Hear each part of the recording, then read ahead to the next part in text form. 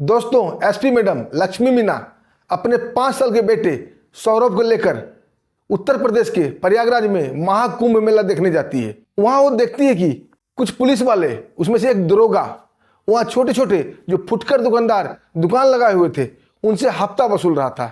ईमानदार लक्ष्मी मैडम को यह सब बर्दाश्त नहीं होता है और वो दरोगा से उलझ पड़ती है, लेकिन दरोगा उन्हें सादे कपड़े में देखकर पहचान नहीं पाता है और उन्हें एक आम महिला समझकर उनको काफी खरी गोटी सुनाता है, काफी बेइज्जत करता है। फिर एसपी मैडम एक ऐसा स्टिंग ऑपरेशन करती है दोस्तों कि वो दरोगा का जो होता है बड़ा ही मजेदार होता है।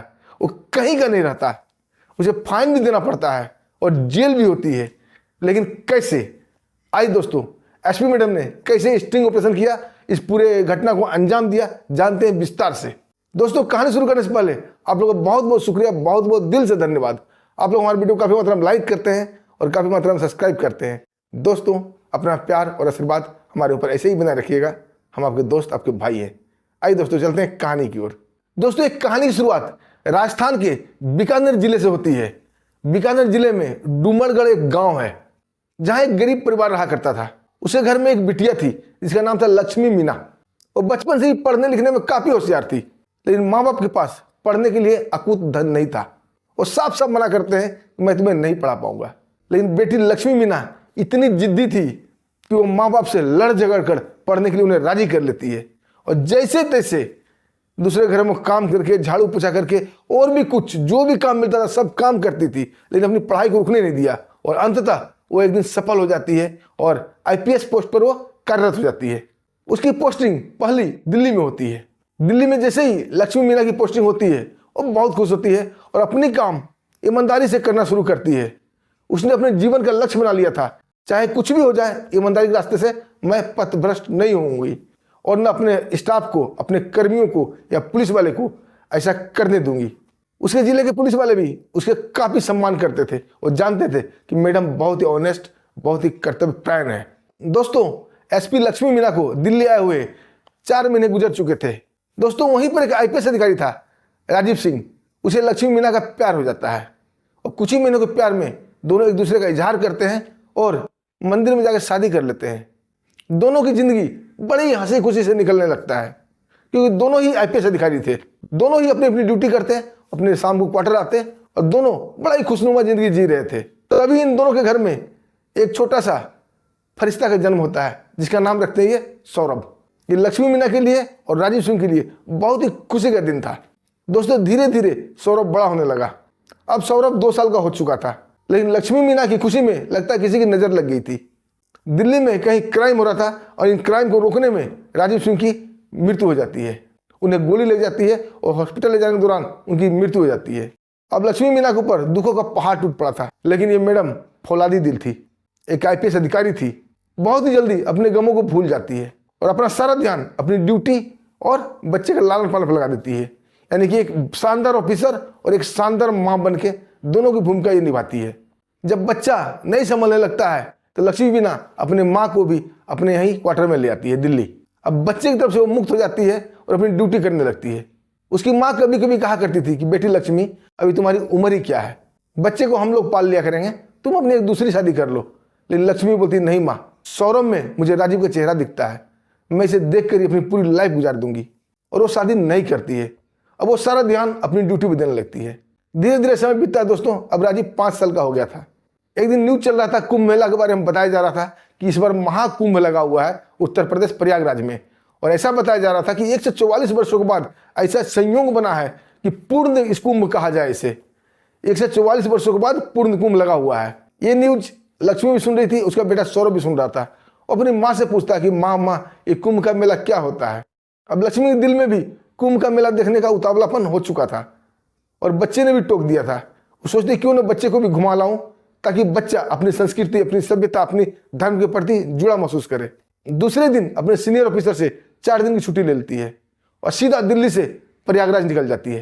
वो कुंभ मेला गई थी, जो कुंभ मेला देखकर बहुत ही आनंद की अनुभूति होती है क्योंकि दोस्तों अजीबो गरीब वहां मेला लगा हुआ था।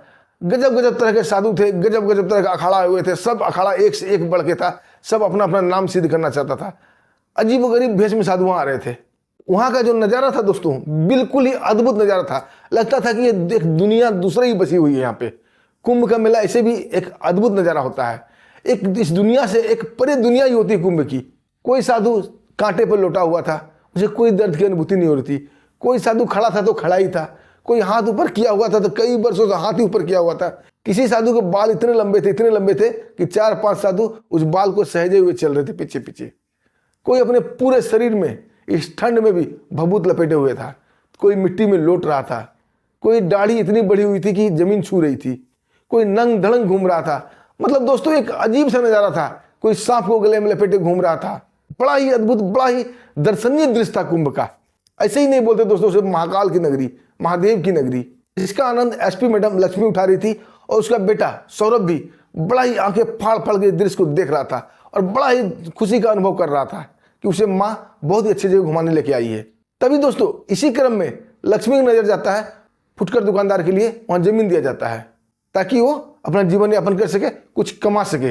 इसे 1 महीने के दौरान भारत के भिन्न भिन्न प्रांत से, भिन्न भिन्न जिलों से, भिन्न भिन्न राज्यों से लोग वहाँ आते हैं और छोटा छोटा जमीन लेते हैं, अपना व्यवसाय करते हैं।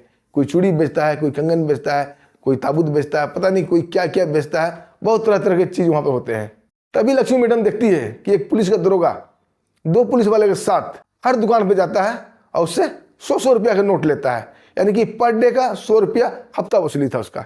यह देखकर लक्ष्मी मैडम को बहुत ही बुरा लगता है कि ये गरीब लोग पता नहीं कहाँ कहाँ कितने दूर से आए हैं, कैसे रह रहे हैं। लेकिन ये दरोगा को क्या, उसे तो अपने 100 रुपये से मतलब था। वो दरोगा से उलझ जाती है।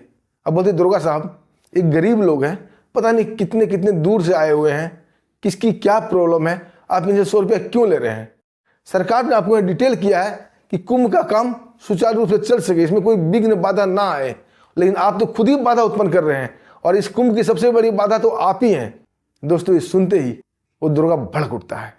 पहले तो बड़ा ही तमीज से पेश आता है, बोलता है मैडम आप यहाँ मेला देखने आई हो, मेला देखो, गंगे में डुबकी लगाओ, गंगा आरती देखो, बच्चे को सांप दिखाओ, ज़्यादा ज्ञान ना पेलो, ड्यूटी हमें कैसे करना है वो मुझे आता है, हमें ड्यूटी ना सिखाओ। दोस्तों इस बात पर मैडम भी भड़क जाती है।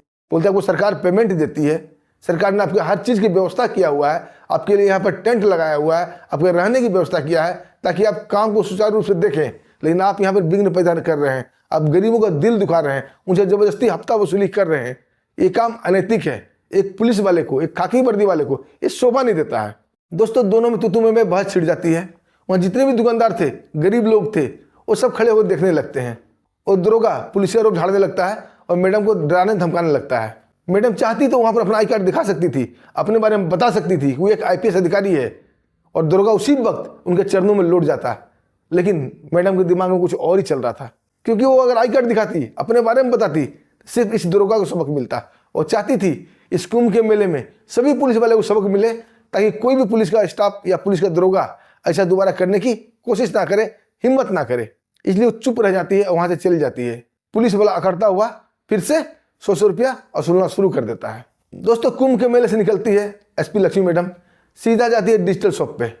वहाँ स्टिंग ऑपरेशन का पूरा सामान ले आती है, जैसे कि वीडियो रिकॉर्डिंग का सामान, गुप्त कैमरा, ये सब सामान ले लेती है, सब कुछ समझ बुझ लेती है और दूसरे दिन अपने कपड़ों में वो गुप्त कैमरा लगा लेती है और 10 बजे ही पहुंच जाती है मेले में।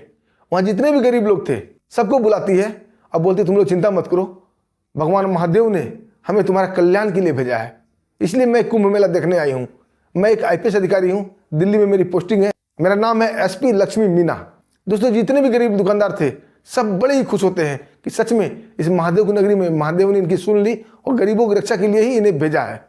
और लक्ष्मी मैडम बोलती है कि तुम लोग मेरा एक हेल्प करो, एक छोटा सा दुकान फूल माला का मेरे लिए भी जल्दी से लगा दो ताकि वो दरोगा आए और पकड़ा जाए। आज जो आई थी SP मैडम बिल्कुल गरीब साधारण सी साड़ी पहन के आई थी और मास्क लगा के आई थी। दोस्तों जितने भी फुटकर दुकानदार थे फटाफट आनंद फानन में उसके लिए एक दुकान की व्यवस्था कर देते हैं और लक्ष्मी मैडम वहाँ पर फूल माला बेचने लगती है। और जैसे दोस्तों दिन के 12 बजते हैं उसके बाद उस दरोगा की ड्यूटी शुरू हो जाती है। और ड्यूटी क्या शुरू होती है दोस्तों, 2 कांस्टेबल को लेता है और 100 रुपया वसूलना शुरू कर देता है। जैसे ही उसकी नज़र पड़ती है फूल माले की दुकान पर, वो सीधा वहाँ आता है, बोला कल तक तो ये दुकान नहीं था, आज तुमने दुकान कैसे लगा लिया, किसके परमिशन से लगा लिया? ये फूल माला तुम बेच रही हो, लोग यहाँ से हार फूल खरीदेंगे, फिर इसे गंगा में डालेंगे, गंगा गंदा होगा। सरकार लाखों करोड़ रुपए खर्च करके गंगा को साफ करा रही है और तुम गंदा करने की व्यवस्था कर रही हो। तुमने बहुत बड़ा अपराध किया है। इसके एवज में तुम्हें लंबी जेल हो सकती है। लक्ष्मी मैडम हाथ जोड़ देती है, बोली दुर्गा साहब गरीब आदमी है, पेट पालना है, छोटे छोटे बच्चे हैं हमारे, हमें भी नौकरी, हमें भी फूल माला बेच लेने दो, कुछ हमारी भी कमाई हो जाएगी। दुर्गा बोलते नहीं, हरगिज नहीं, हमारे सीएम योगी आदित्यनाथ का सख्त कहना है गंगा को गंदा नहीं होने देंगे, गंगा बहुत ही पवित्र है। एसपी मैडम सब कुछ समझ रही थी। एसपी मैडम समझ रही थी कि लंबे लंबे डालों के पीछे ये पैसा उगाई करने का ऐसा तरीका है, लेकिन स्टिंग ऑपरेशन चालू था, मैडम का कैमरा चालू था, उसकी सारी रिकॉर्डिंग हो रही थी और अगल बगल के फुटकर दुकानदार भी चुपके से दम साधे ये नज़ारा देख रहे थे। वो समझ रहे थे कि आज ये दुर्गा की सामत आई हुई है। तभी दुर्गा बोलता नहीं, मैं ये दुकान तुम्हें हरगिज नहीं लगाने दूंगा, अगर तुम्हें ये दुकान लगाना है तुम्हें 2000 रुपये देना पड़ेगा। एसपी लक्ष्मी मैडम बोलती है कि साहब अभी तो मैंने ये दुकान शुरू ही की है, अभी मैं 2000 रुपये कहाँ से लाऊं? और दुर्गा बोलता है मुझे ये सब नहीं मालूम, अगर तुम्हें ये दुकान करना है, सामान बेचना है तो 2000 रुपये देना ही पड़ेगा। तभी दोस्तों लक्ष्मी मैडम अपने गले में हाथ डालती है और 500 के 4 नोट निकालती है और दुर्गा को पकड़ा देती है। और दुर्गा वो रुपया लेता है और अपने पैकेट में डालता है और चेतावनी देता हुआ कि आइंदा मुझसे बदतमीजी नहीं करना, कल मैं आऊँगा, बिना बकवास किए पैसे चुपचाप दे देना जितने ये लोग देते हैं। और वो जाने लगता है। तभी लक्ष्मी मैडम अपनी दुकान से बाहर निकलती है और दुर्गा का हाथ पकड़ती है और जोरदार थप्पड़ मारती है, बोले चलते कहाँ साहब, अभी तो आपसे बहुत बातें करनी है। दोस्तों ये देखकर दुर्गा तिलमिला जाता है, एक साधारण सी औरत मुझे थप्पड़ कैसे मार सकती है। तभी दोस्तों अगल बगल के जितने भी फुटकर दुकानदार थे सब निकल कर सामने आ जाते हैं, पूरा हो हल्ला मच जाता है। सभी लोग उस दुर्गा काफ़ी बेइज्जती करने लगते हैं, काफ़ी हंसने लगते हैं। दुर्गा को कुछ समझ नहीं आता है कि इसका स्टिंग ऑपरेशन हो रहा है, इसका वीडियो बन रहा है। जैसे ही दोस्तों वहाँ का माहौल खराब होने लगता है, भीड़ भड़का ज़्यादा हो जाता है, एक दूसरे से लोग जानने की इच्छा करते हैं कि आखिर हो क्या रहा है। जैसे ही बड़े ऑफिसर के संज्ञान में मामला आता है, बड़े बड़े ऑफिसर भी वहाँ पहुँच जाते हैं कि आखिर वाकया क्या हो रहा है, इतना भीड़ यहाँ एकाएक क्यों बढ़ गया, कहीं कोई हादसा तो नहीं हो गया। जैसे ही बड़े बड़े ऑफिसर आते हैं, देखते हैं वहाँ पुलिस का दरोगा है, सब लोग उसके ऊपर हंस रहे हैं और एक लेडीज जो काफ़ी बेइज्जती कर रही है। जैसे ही पुलिस के बड़े अधिकारी आते हैं और उस मैडम से पूछते हैं कि आखिर बात क्या हो गई, तभी मैडम अपना आई कार्ड दिखाती है, बोलती सर मैं IPS अधिकारी SP दिल्ली हूँ, मेरा नाम है लक्ष्मी मीना, मैं दिल्ली में पोस्टेड हूँ, मैं यहाँ कुंभ के मेला घूमने आई थी और ये दरोगा हर दुकान से हफ्ता वसूल रहा था। अब दोस्तों दरोगा साफ उलट जाता है, नहीं साहब ये गलत आरोप लगा रही है, मेरा इससे बकवास हुआ था इसलिए झूठा आरोप लगा रही है। लेकिन इसे गवाही में वहाँ पर सैकड़ों लोग खड़े हो जाते हैं कि नहीं मैडम सच बोल रही है, ये रोज़ हमसे 100 रुपये लेता है। तभी मैडम अपने कपड़ों से छिपा हुआ कैमरा निकालती है, अब बोलती साहब मैं इसका पूरा स्टिंग ऑपरेशन बनाई हूँ, पूरा रिकॉर्डिंग सा किया हुआ है, इसने कैसे पैसा मांगा, कितना पैसा मांगा, क्या क्या बोला, और तुरंत उसे अपने मोबाइल पे खोल के दिखा देती है। बड़े बड़े अधिकारी देखते हैं कि 2000 रुपये ये दुर्गा उससे ले रहा था। अब दोस्तों उसे तुरंत उधर ही तत्काल प्रभाव से सस्पेंड कर दिया जाता है, उसके बाद भी उसे छोड़ा नहीं जाता है। मैडम बोलती नहीं मैं इसे माफ़ नहीं कर सकती, और वहीं के लोक अदालत में जाती है। आपको पता है दोस्तों उत्तर प्रदेश का लोक अदालत जहाँ CM योगी आदित्यनाथ का राज हो, कैसा होगा, आनंद फानंद में फैसला आता है। दुर्गा को 5 साल की जेल होती है, उसकी वर्दी उतरती है और उसे 50,000 रुपये का जुर्माना भी दिया जाता है। इतना कुछ होने के बाद दोस्तों SP लक्ष्मी मीना तीसरे दिन आती है, सभी दुकानदार उसकी जय जयकार करने लगते हैं, बोलती तुम लोग हमेशा अन्याय के विरुद्ध लड़ो, अन्याय करना ही अन्याय नहीं होता है, जो अन्याय को सहता है वो भी अन्याय का साथ देने वाला होता है। तुम लोग इतने तादाद में हो, तुम लोग इसका खुलकर मुकाबला करो, खुलकर विरोध करो, अगर तुमसे कोई नाजायज कुछ बोलता है तो। ये सब बातें उन्हें सिखाती हैं, उसके बाद वो अपनी ड्यूटी पर वापस लौट जाती हैं। सच में दोस्तों ये महाकाल की नगरी में महादेव ने ही उन्हें भेजा था गरीबों का कल्याण के लिए, और वो कल्याण कर गई। फिर दोस्तों किसी पुलिस वाले की इतनी हिम्मत नहीं होगी कि लोग घूस ले सके या किसी से अनैतिक पैसा मांग सके। कम से कम इस 2025 के कुंभ में तो ऐसा नहीं होगा, क्योंकि ये बात इतनी फेमस हो गई, इतनी फेमस हो गई, मीडिया ने इसे इतना कवर किया कि पूरे केस हाईलाइट हो गया है। और सबसे बड़ी बात यह है उत्तर प्रदेश के CM योगी आदित्यनाथ के नज़रों में ये केस आ गया है। वहाँ के लोग IPS लक्ष्मी मीना को दुर्गा की उपाधि भी दे रहे हैं। दोस्तों यही कहानी थी IPS लक्ष्मी मीना की, बहुत ईमानदार, बहुत ही कर्तव्य नारायण SP थी। अगर कहानी आपको पसंद आई तो वीडियो को लाइक कीजिएगा, चैनल को सब्सक्राइब कीजिएगा। दोस्तों वो बारी आता है जब हमारे प्यारे प्यारे दोस्त हमें कमेंट करते हैं उनका नाम बताने का। आइए दोस्तों अपना अपना नाम सुनिए। दोस्तों पहला कमेंट है मुकेश शर्मा जी का, वो लिखते हैं सर हमें आपकी वीडियो बहुत अच्छी लगती है। मुकेश शर्मा जी आपका दिल से धन्यवाद। दूसरा कमेंट है जीवत साहनी का, वो बोलते हैं गॉड ब्लेस यू दोस्त। तो जीवत साहनी जी आपको भी भगवान हर मुराद पूरी करे। तीसरा कमेंट है रमेश चंद्र पटेल का, इन्होंने 3 कमेंट किया है।